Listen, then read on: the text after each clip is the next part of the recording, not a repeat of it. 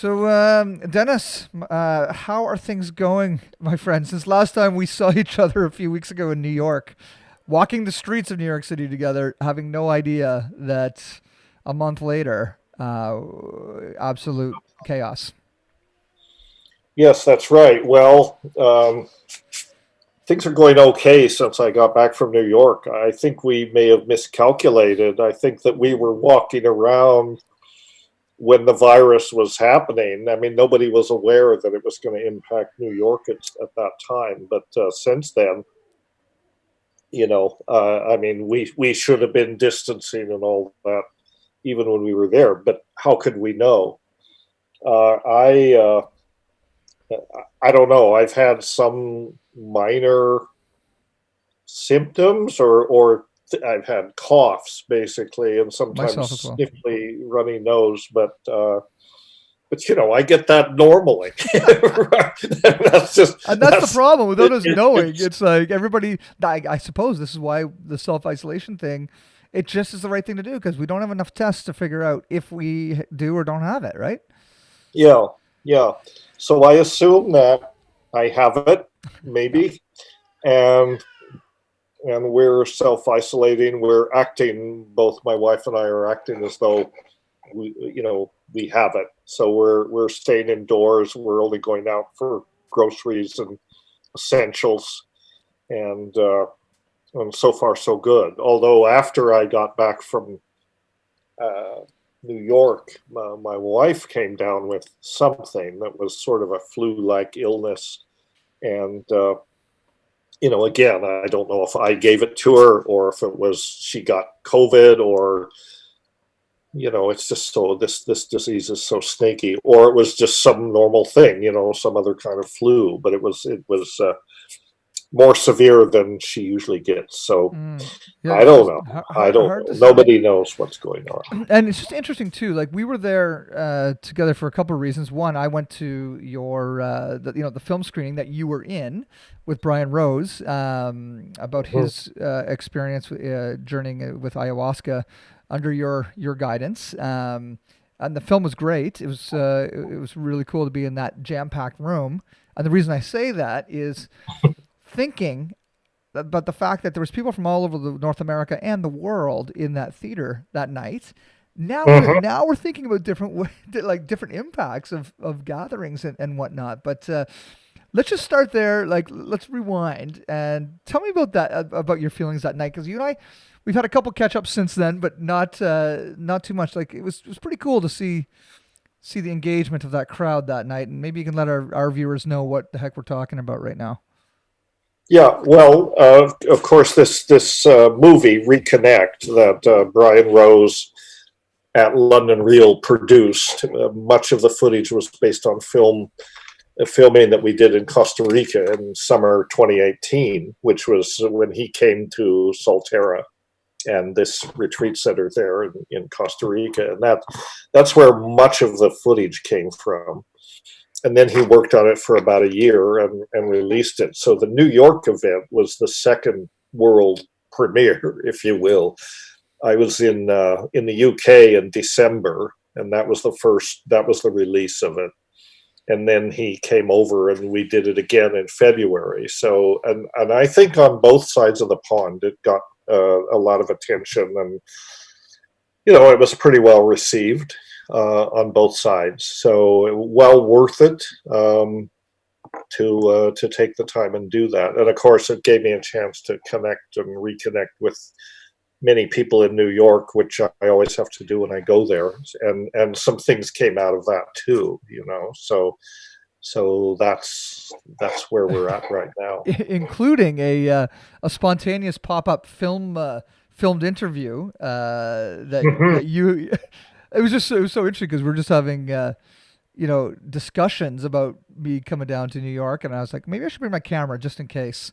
And sure enough, it came in handy because there's a very special release happening this week. Actually, I think Ken wants to release Lucid News on the 6th of April, and if that's the case, then this will be an opportunity to promote that as well. That we had this fantastic conversation between you Uh-huh. and Ken and John about DMT Um, any previews on that little interview that we did for the audience to pay attention to?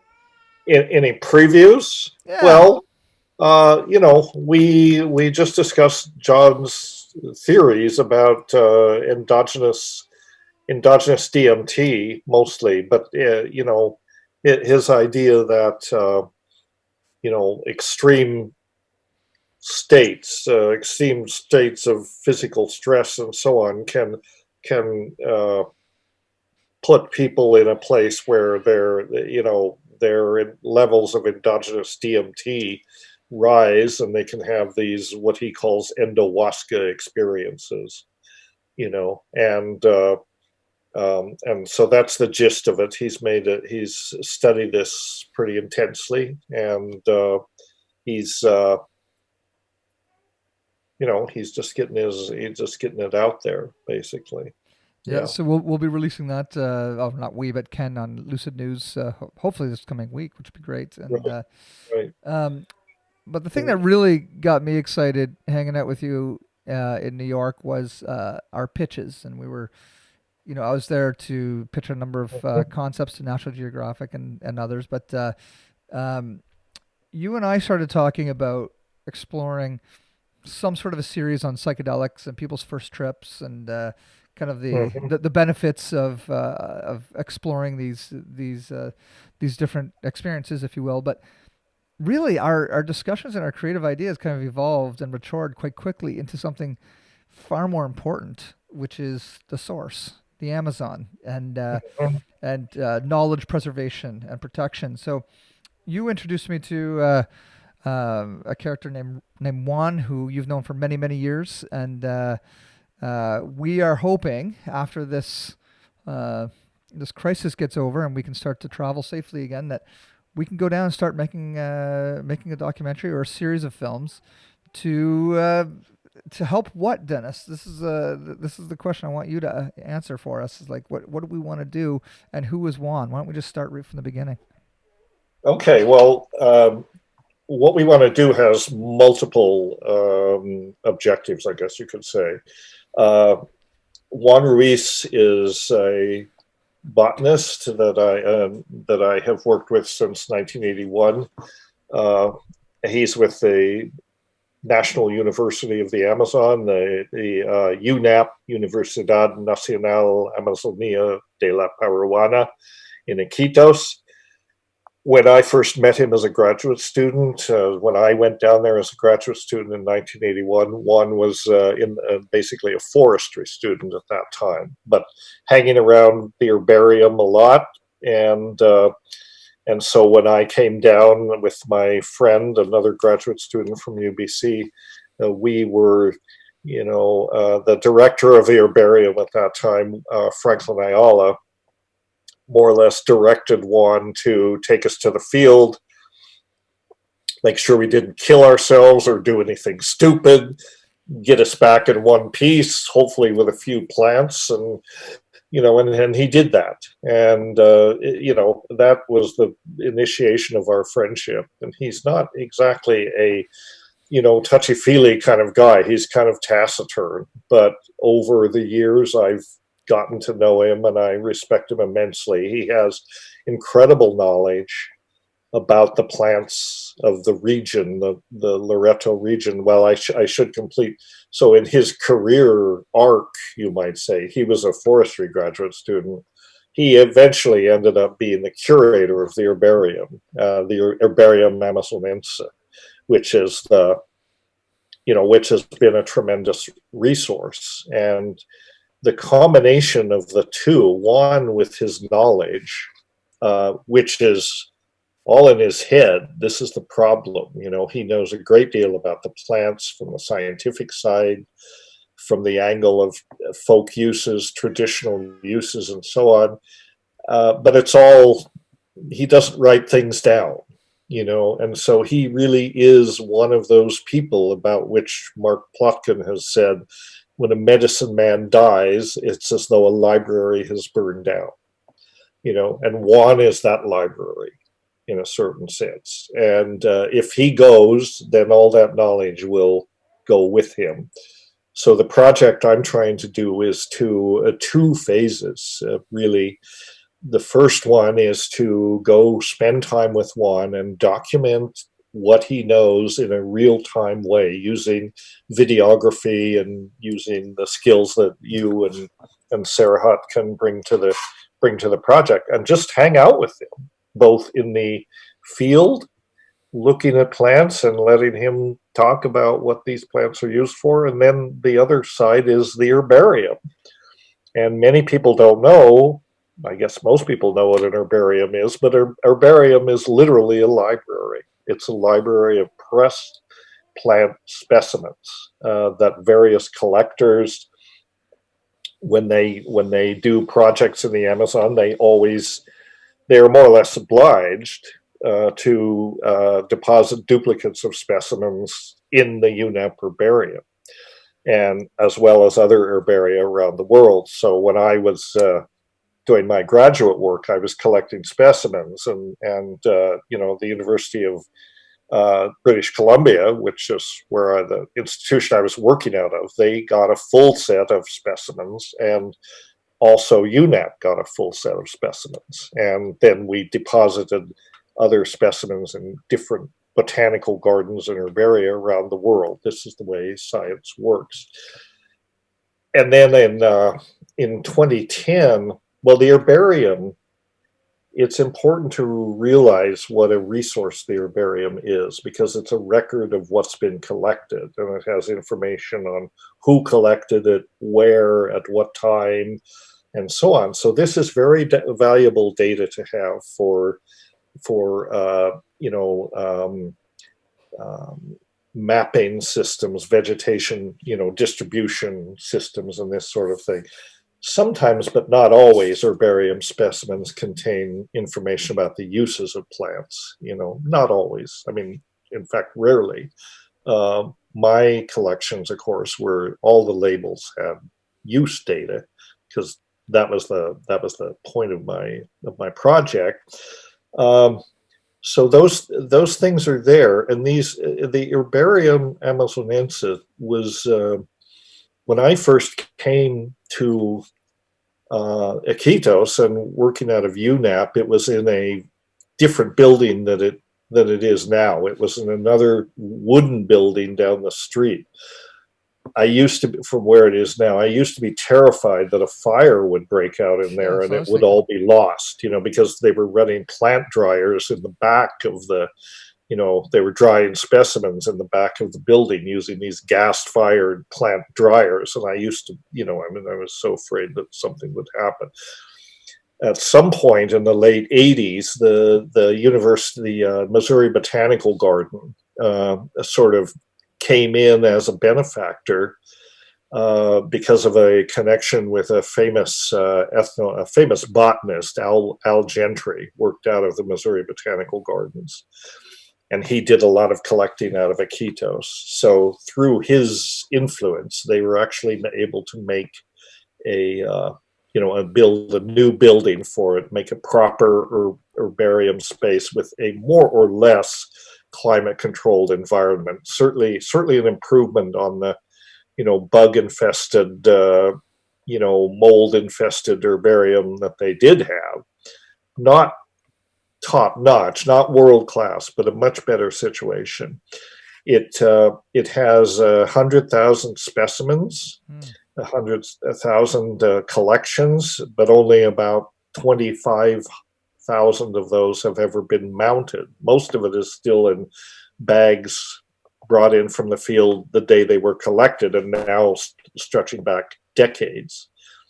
So in 2010, I got interested in the idea of making a digital herbarium. This is very much a trendy in botanical gardens and herbarium. The idea that with high resolution scanners, you can scan these specimens, scan the label data, put the whole thing into a database online, and create that as a resource for researchers. It doesn't have to be limited to ethnobotany. Anyone with a interest in Amazonian, species distribution, field biology, this sort of thing, just it would be a resource for the scientific community, and it's in the heart of the Amazon. That's the important thing.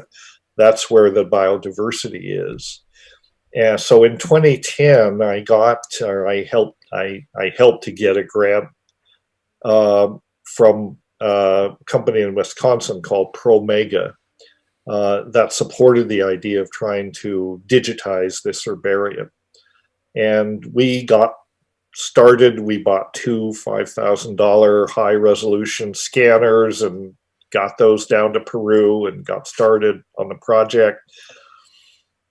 But as we got closer to it and sort of started to get our arms around what this actually entailed, the first thing that came up was we're trying to I guess, sync, you could say, the label data, the collection data at UNAP with the collection data in Missouri Botanical Garden, because most of the collections there should be a corresponding collection at MOBOT, as everybody calls it.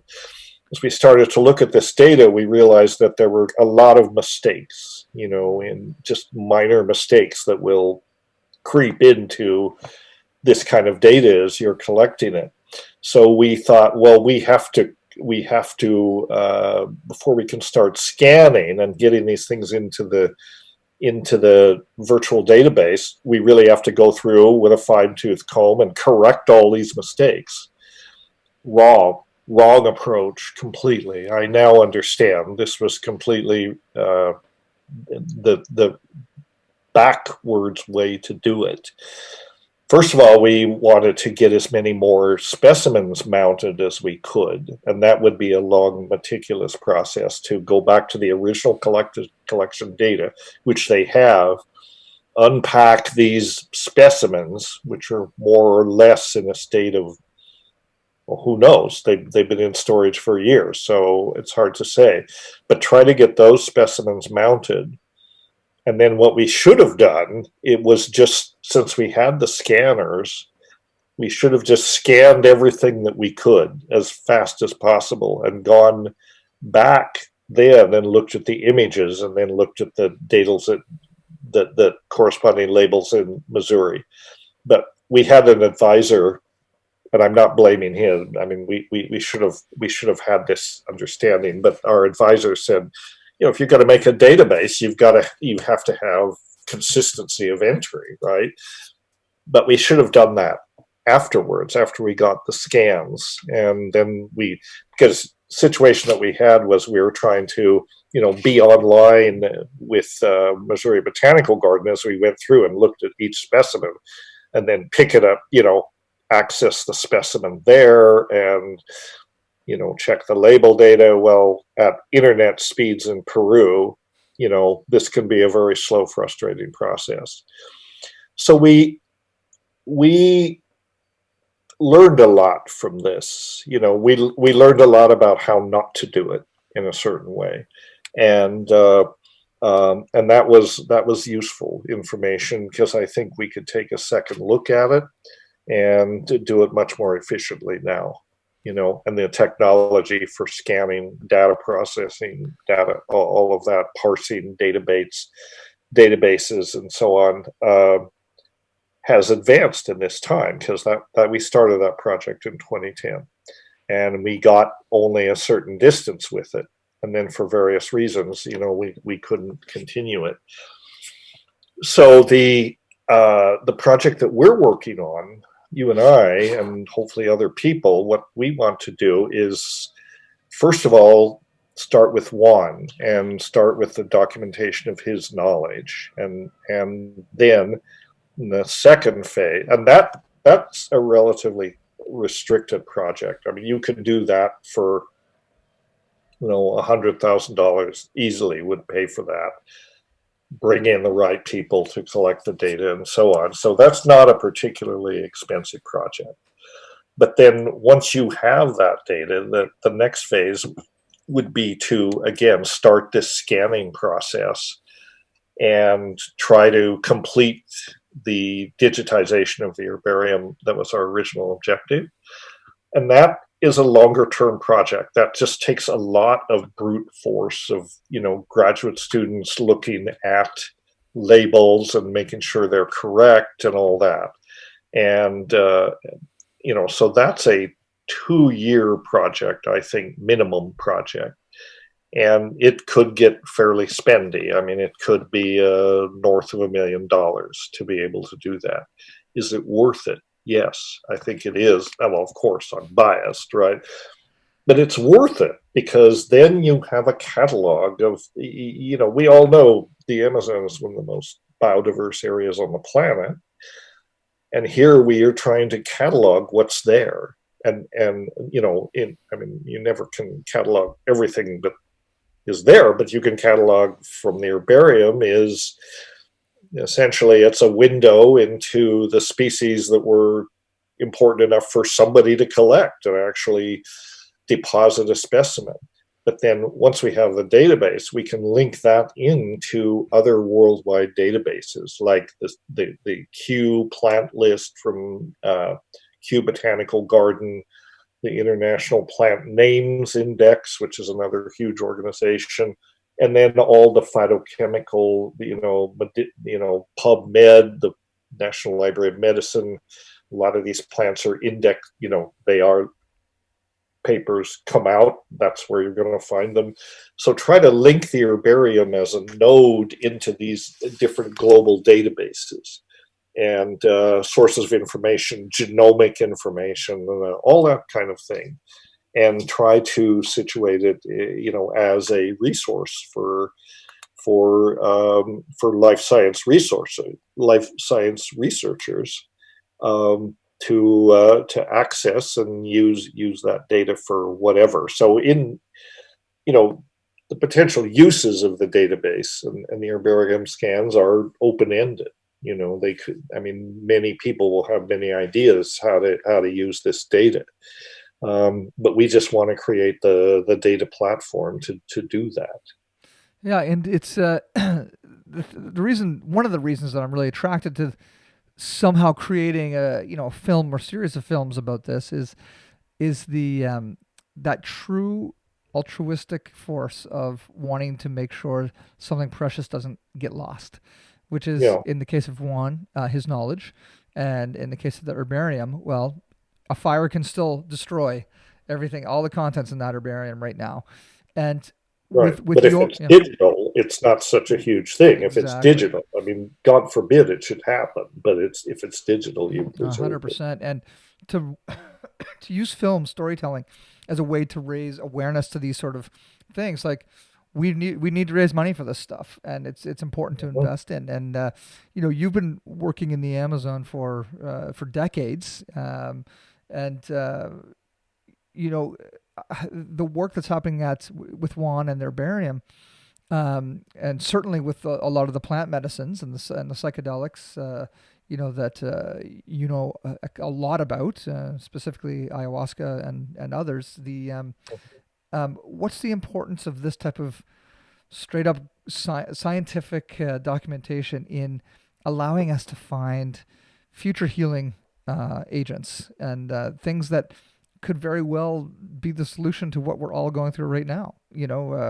Like is this even more relevant today as we're all stuck at home in isolation, dealing with this Well, virus?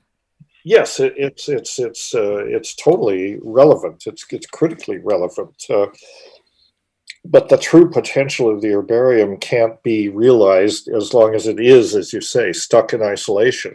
A lot of people don't even know that such a thing exists, that here in this, backwater university in the middle of the Amazon is this gem, this scientific gem of this library of information.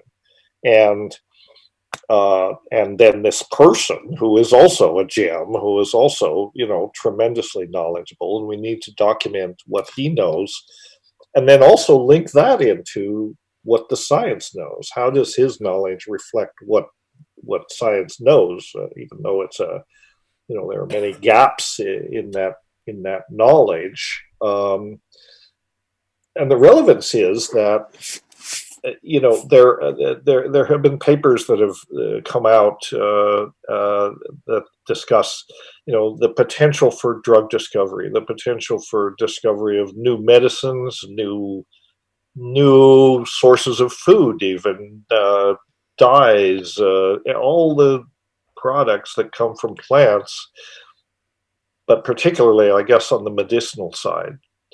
There are probably plants, I would bet on it.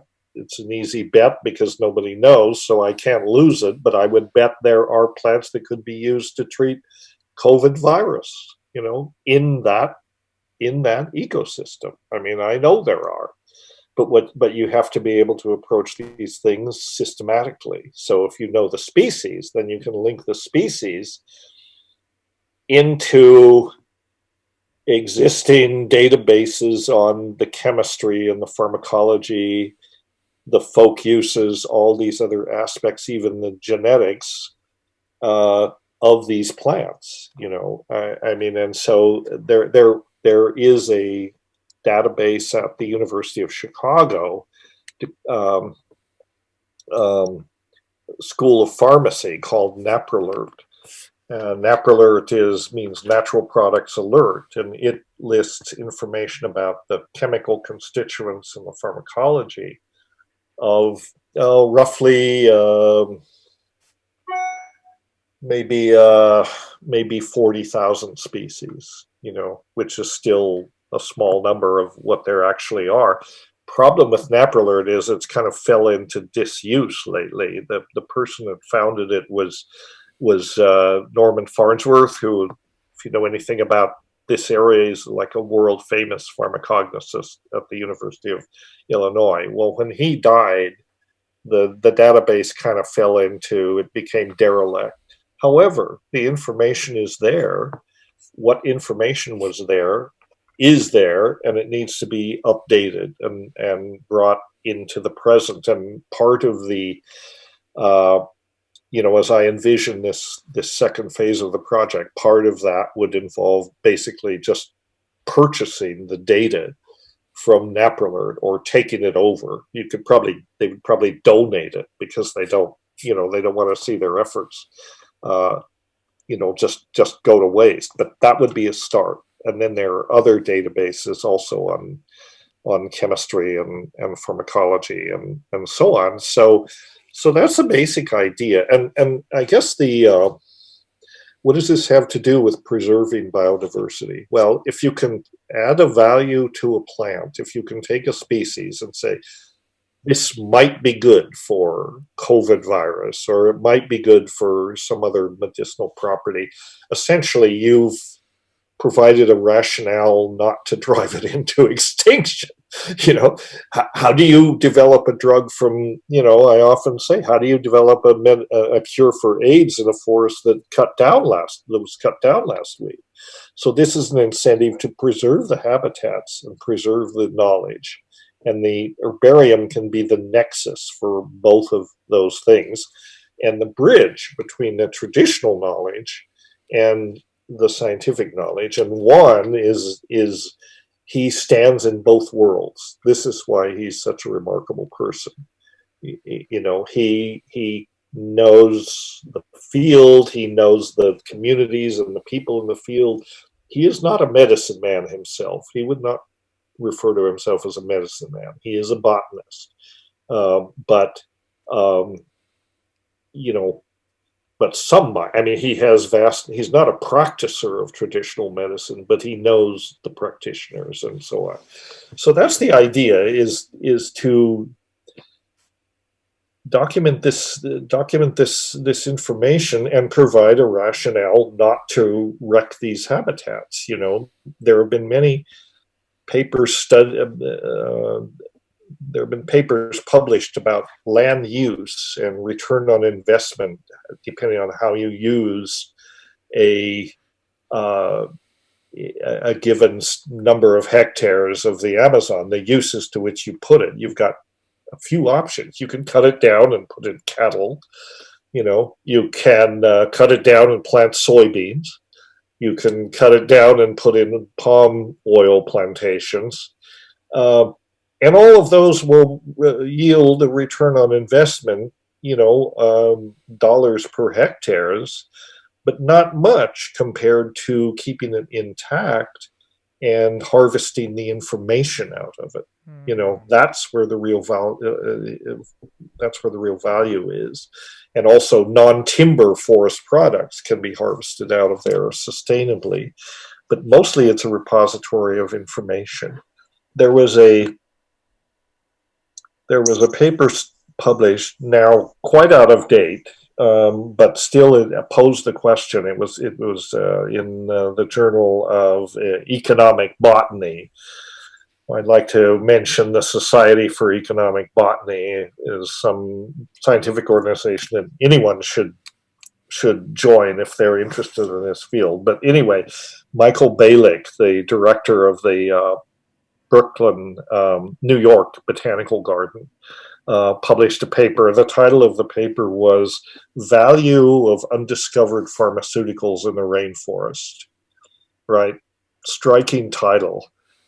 How do you estimate the value of an undiscovered resource, right? Well, you do a lot of hand waving, that's what you do, and you do a lot of estimating, right? And based on this kind of estimate, trying to figure out, well, there are, you can screen so many samples and so many different assays, and you can, look at the different activities that you might screen for and so on. So he came up with an estimate of what is the economic value, projected economic value of undiscovered, potentially blockbuster drugs from the rainforest. Turns out there are 330 of them, according to his estimates. Each one of which, well, he wrote the paper in 1995, but it's still relevant today. If you upgrade the value that he estimated at that time, he estimated, I think, each one of these is potentially worth $100 million after the costs of discovery, drug development, and marketing, everything to get it into the clinic. Well, now, of course, that value is at least 10 times that. So how much is the Amazon worth? $330 billion by this very conservative estimate. And of course, it's worth much more than that. That's just looking at the at the monetary value of medicines you might develop from it. But the Amazon is so much more. I mean, its value as ecosystemically on the planetary scale is incalculable. And if we do not preserve the integrity of this environment, it's going to change. It's already changing.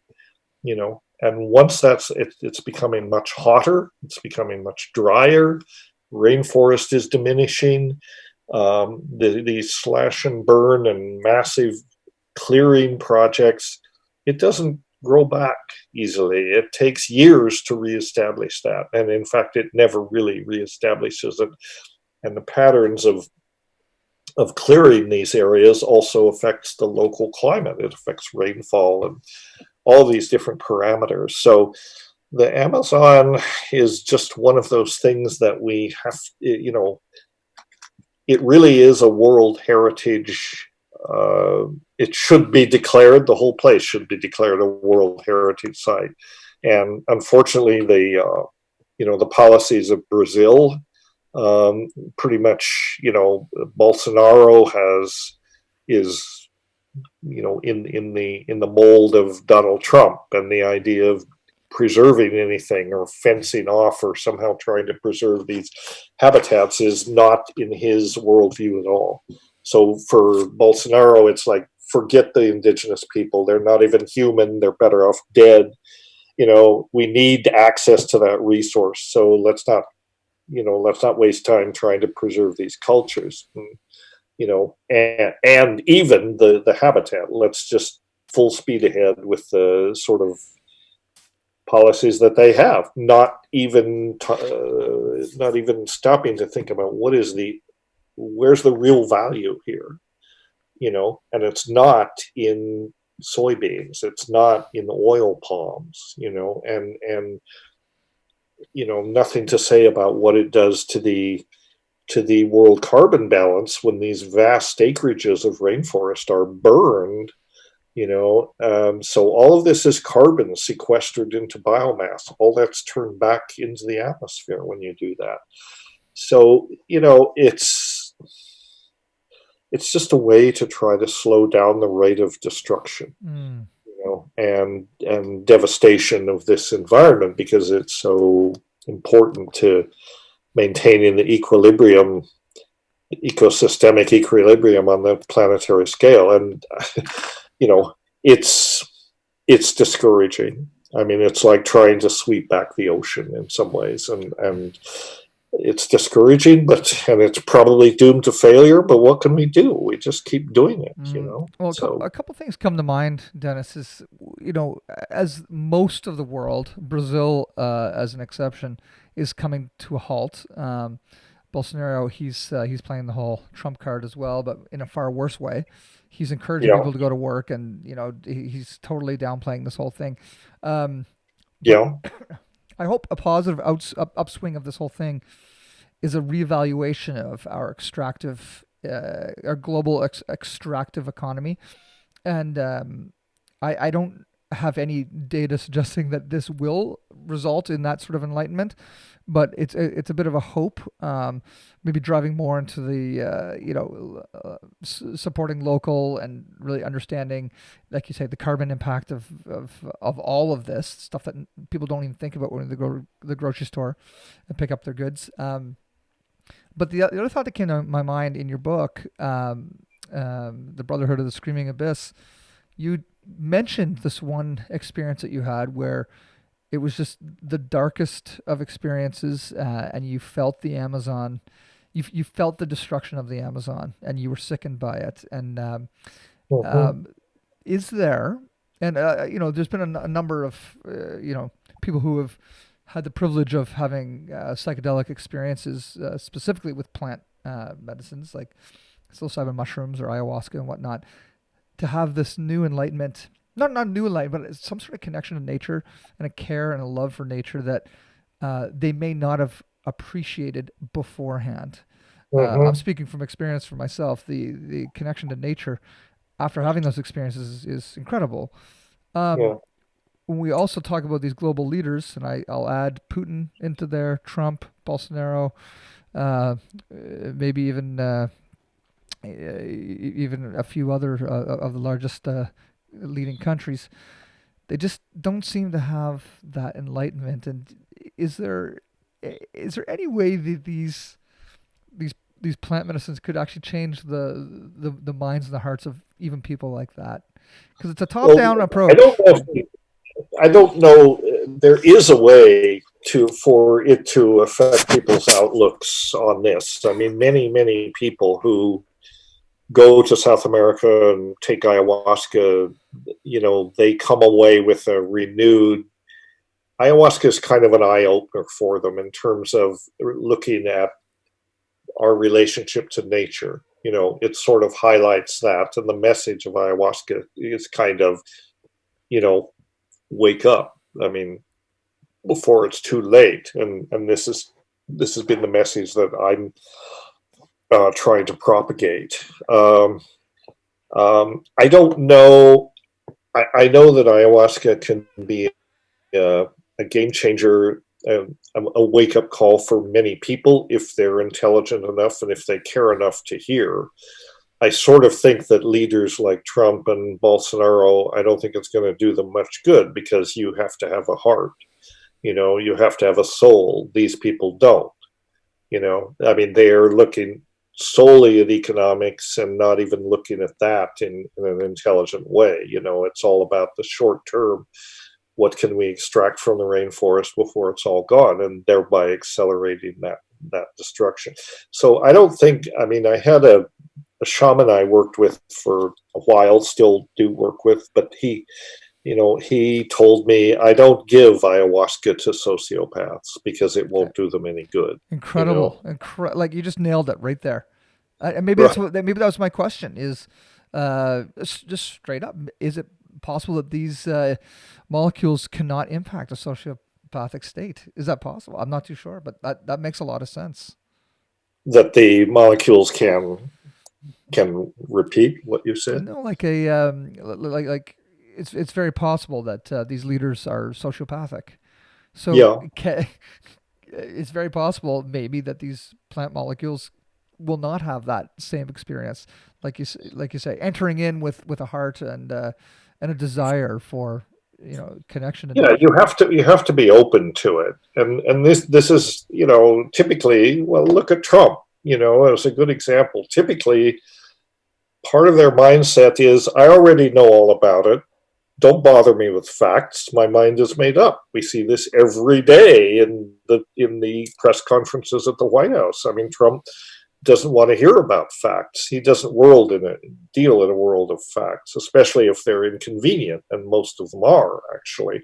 So then you get stupid, things that are just jaw dropping. Like that he would continue to tout this hydroxychloroquine as in contravention to what all the medical experts are saying, and actually, diverting resources toward what amounts to a wild goose chase, and a time when we don't have any resources to spare for this kind of nonsense. But Trump knows everything. He knows more than the doctors. He knows more than the generals. He's a stable genius. Haven't you heard?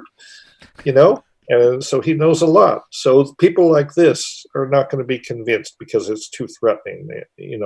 But there are people who are intelligent, who have great influence, who do have hearts. Even if they've been very successful in business or whatever, they still have hearts.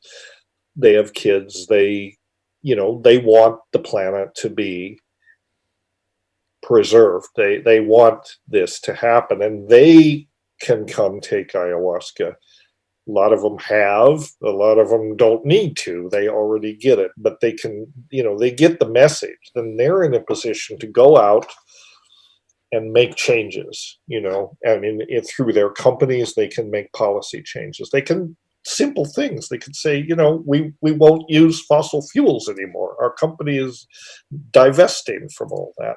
Many changes.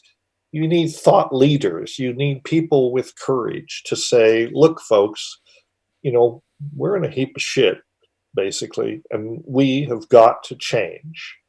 And ayahuasca is one of the messengers from Gaia, I'm a believer in Gaia, the idea, not some woo-woo new age notion of Gaia, although that's appealing too. But when I talk about Gaia, I'm talking about the planet as a set of geochemical, geophysical processes that are modulated and maintained by life.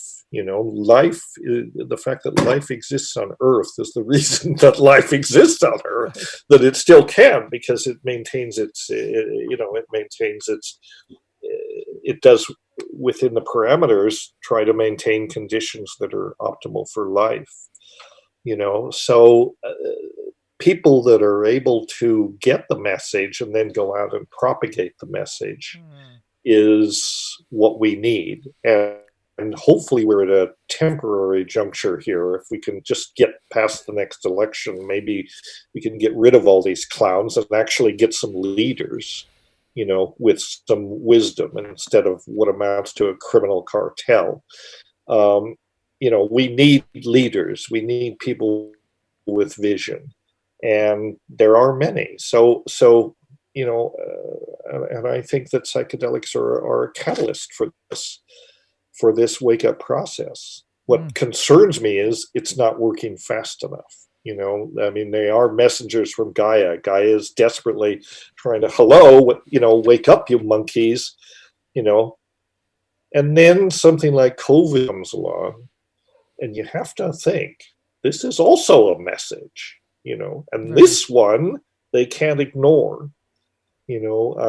Governments, industry, everything globally, they can't overlook this one. They can't sweep it under the rug. I mean, ayahuasca, yes, it's a powerful catalyst, but you know, it's just a few crazy druggies raving about this and what a wonderful thing it is. It's easy to ignore. 90% of the world doesn't know about it and couldn't care less. everybody cares about the coronavirus. This has refocused our attention in a major way. And I think it's necessary. I think that the coronavirus is actually a gift in a certain way. It is,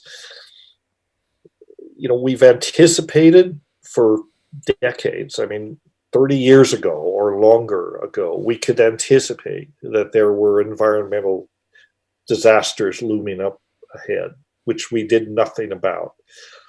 Well, here we are, and now we're beginning to see what it looks like, at least one of the ways that nature is forcefully sending us a message, which is, you guys aren't running things, you monkeys. We're running things. Nature is running things, and we're pissed, nature. And so, I think the coronavirus is that, and it's like, nature could be much more cruel to us than the coronavirus.